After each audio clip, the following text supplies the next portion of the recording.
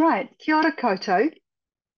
Good morning, everybody, and thank you for choosing to spend 20 minutes with me this morning.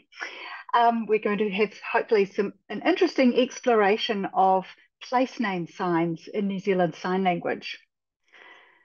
So, whatever language people use in whatever country, culture, or place, they need to refer to local places in their language.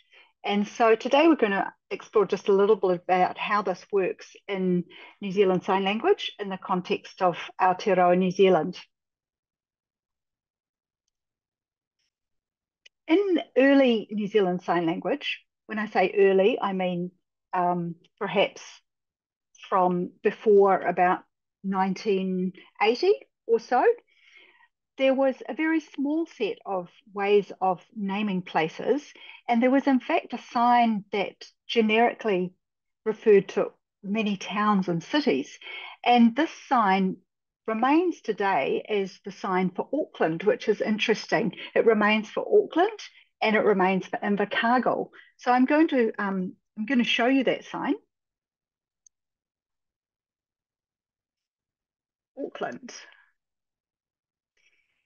Also, the same sign form. This is the sign from the dictionary drawing for Invercargill. So that was a sign that older deaf people would have used for many place names in New Zealand. And it relied, of course, on also lip reading the name of the place. So moving on, in 2014, the online dictionary of NZSL recorded 39 New Zealand place names, which is not really a lot. And the Geographic Board of New Zealand suggested to us that it would be good to document more place name signs. And I'm speaking to you in my role as somebody who is an editor of the New Zealand Sign Language Dictionary. So when I say us, I mean my research team.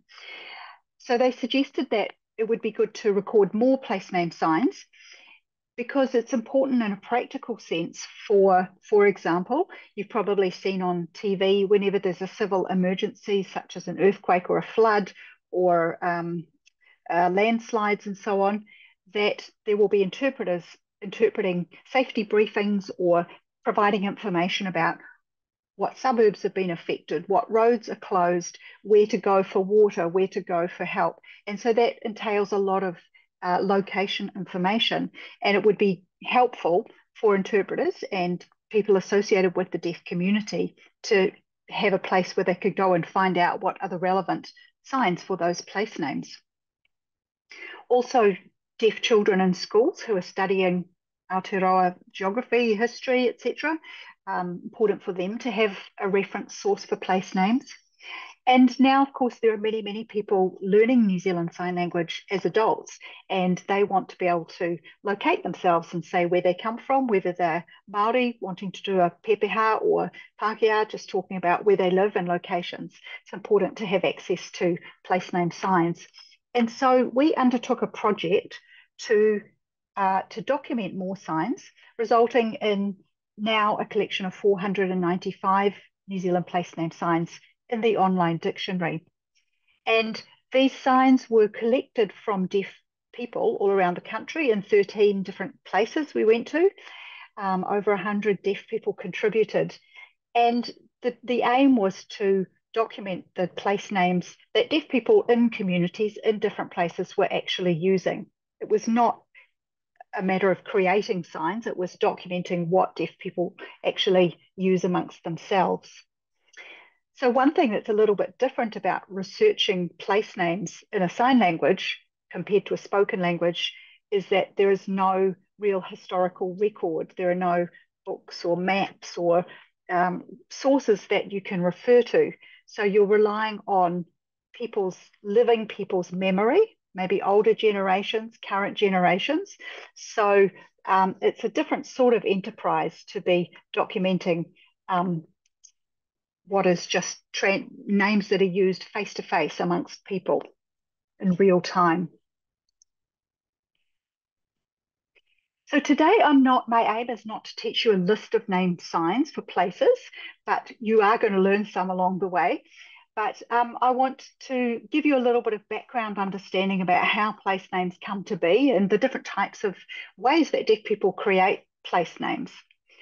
So the first thing that's important to be aware of is that when deaf people who are deaf from childhood are growing up, their experience of language and general knowledge about their country is very different because they do not overhear conversations or media, people, things that are going on perhaps at school. So there's just a lot less exposure to people talking about places and names. And so it's a different process of understanding how you refer to places in the world. Also, for many deaf people who are deaf from childhood, literacy is a big barrier. It's not as accessible to deaf children.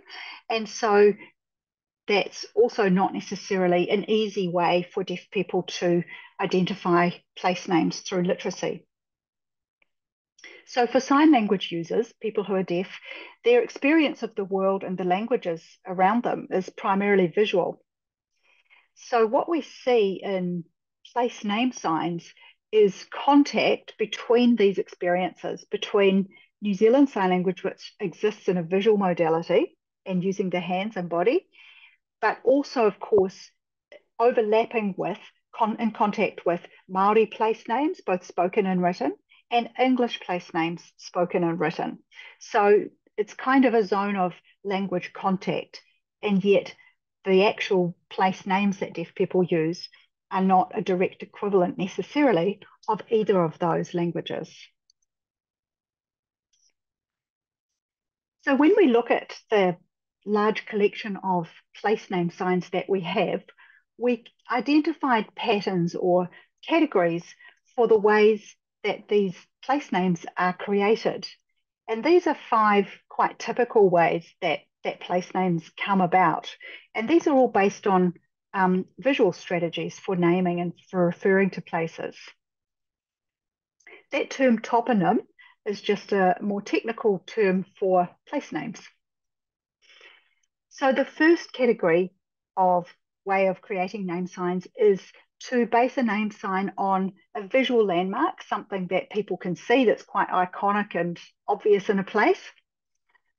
Secondly, signs that might be based on something that's very well known about the place, an activity that typically happens there, maybe something in its history, or the way that people see a place in terms of the people, or a reputation of a place. Thirdly, sometimes place name signs do draw on the written form of a name, and they might translate part of that or the whole of that word. Fourthly, there's a category which is kind of interesting, which is like word play, where a sign will be based on what the lip pattern of part of that name looks like in speech. And I'll give you some examples. And also, fifthly, of course, sign languages do have systems for finger spelling letters. And so that's quite a useful strategy for referring to written place names. And these might be used on their own or sometimes combined with an extra bit, like a movement or an extra sign. So now I'm going to run through and show you some examples of each of these. So there are quite a few place name signs that are based on a very obvious or iconic landmark, such as the sign for Taranaki, which references both the mountain and the region. And I'll show you that.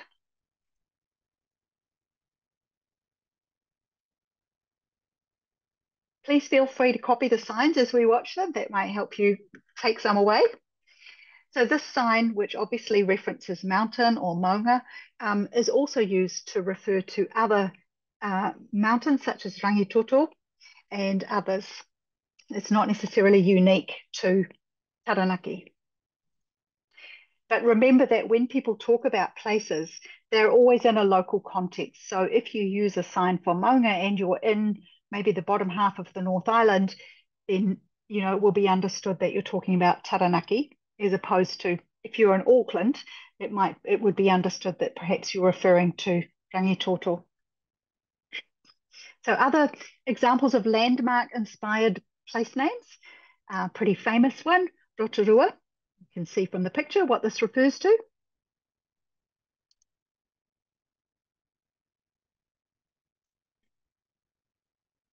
Very descriptive.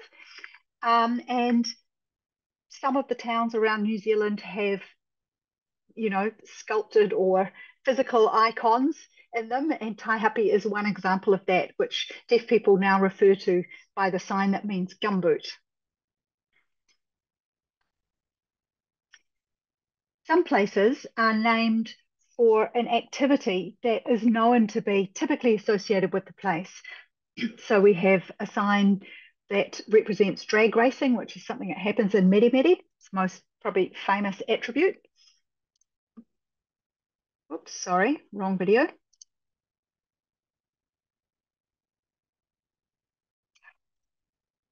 Display Meremere again.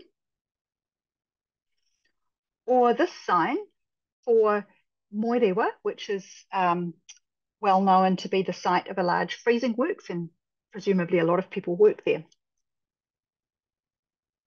So the sign representing Moerewa refers to the act of butchering, because that is the association that deaf people have with what happens there. Another interesting variation on this is that there might be a set of places where there's a similar activity occurring, and the local deaf people will create signs that reflect that, but maybe with slight variations. So, for example, there are a number of suburbs which have a race course, which are all referred to, whether it's Ellerslie in Auckland or Addington in Christchurch, which may have the same sign referring to horse racing.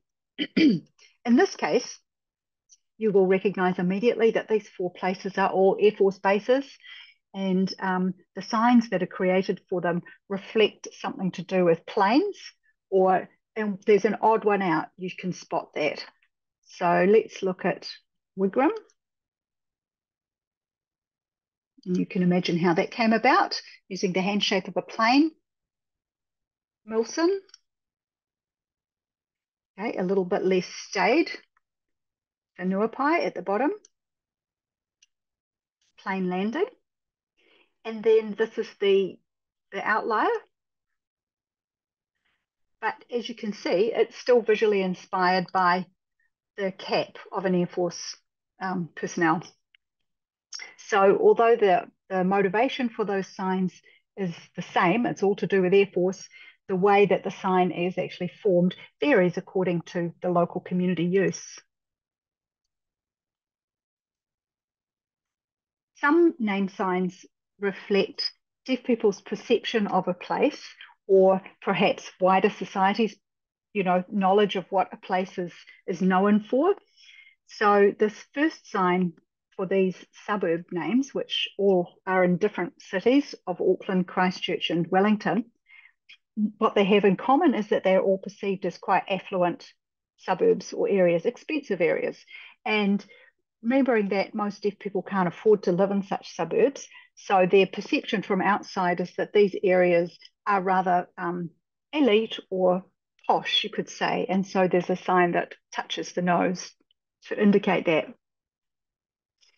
Mapua in the Nelson area is known for being a place where people can sunbathe without clothes on the beach. And so the sign that references that is a sign which means literally to take clothes off.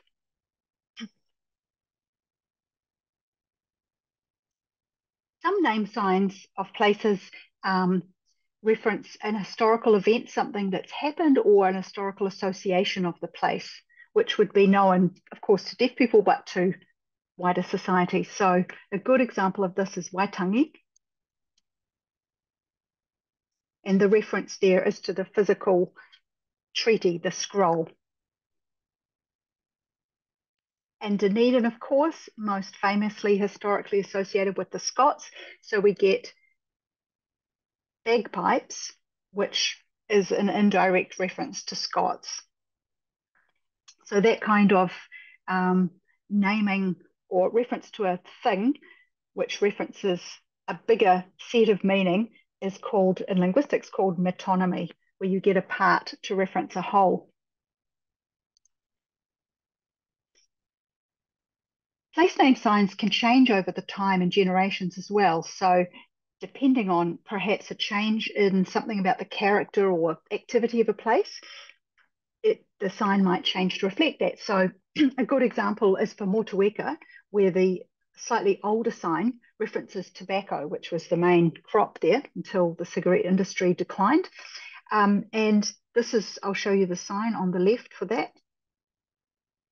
You can see the link to tobacco there, I'm sure. And a slightly more current sign is this one for fruit picking.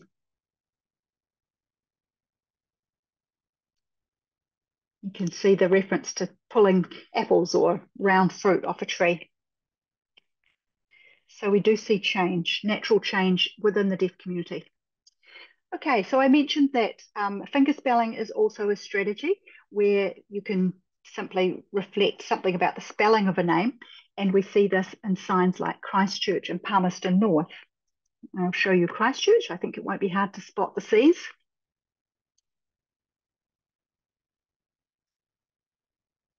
CC and Palmerston North. Okay, so there we get PN. So there are many, many name signs using that strategy. Some signs which involve fingerspelling also add a movement. So it's not just a straight P and an N, for example, but it's, in the case of Wellington, a W hand shape, which is actually from an American fingerspelling system, but with a movement.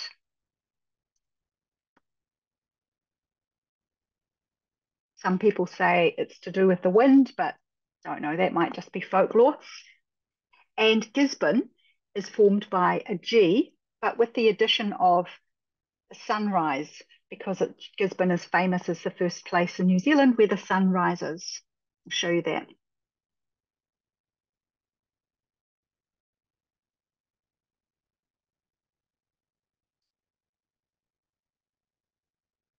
Some place name signs do actually translate an element or part of the written or spoken name, usually not the whole name, but a part of it that has a recognizable meaning.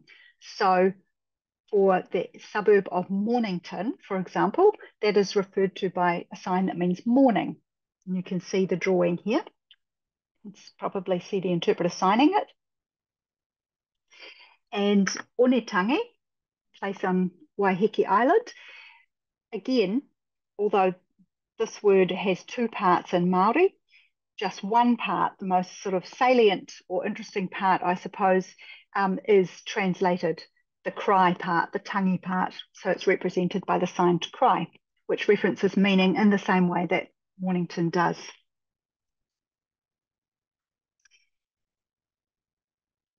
I mentioned that there's a category of place name signs which are like wordplay, where the sign name is based on a meaning that looks like the word on the lips. So kati kati is often pronounced in general New Zealand as kati kati, and deaf people will have seen that on people's lips a lot, and so comes to be known by the sign meaning cat.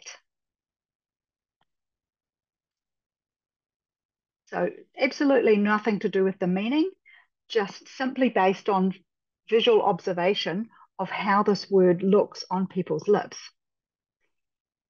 And it doesn't matter whether the name is in English or in Māori, deaf people will use the same strategy to refer to that place. So here's an example for Silverdale, which has two parts, the sign silver and then the sign tail, because tail and dale look identical on the lips.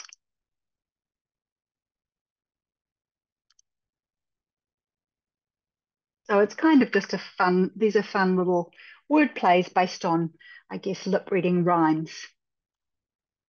but they are the regular names for these places. So to wrap up, I hope you've got you've just had a little bit of understanding today that place name signs are signs that develop among deaf people as they interact together and communicate with each other about places that they need to refer to. So place name signs are not a set of signs that are a one-to-one equivalent that translate spoken names or necessarily have any relationship to the origin of spoken names.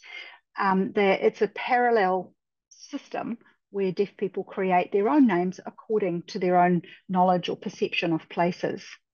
So the system of names is independent in a way, but of course also overlaps with spoken language names in some ways. So NZSL place names really are based in deaf people's visual experience of the world because it's a language that exists in a visual modality, and it incorporates these elements of reference using creatively elements from NZSL, from English, and from Māori. But always they're created out of the cultural knowledge of deaf people, sort of in local communities, but also in the national community, and based on visual cues and what they see and what they know about places. And of course, there's that lovely element of humour, which often goes into place name signs, and we see this sometimes in personal name signs for deaf people as well. So thank you very much for taking the time to join us today. Just like to acknowledge that a good part of the research that allowed us to document a lot of place name signs in NZSL was supported by the NZSL Fund, which is MSD funding through a grant back in 2015. And our work on the online dictionary continues to be supported from that fund. So if you would like to find out a place name for your locality or your destination, do go to the online dictionary of NZSL and check it out. I believe that the link has been put into the chat for you if you want to find that. Thanks for being here today, and happy New Zealand Sign Language Week.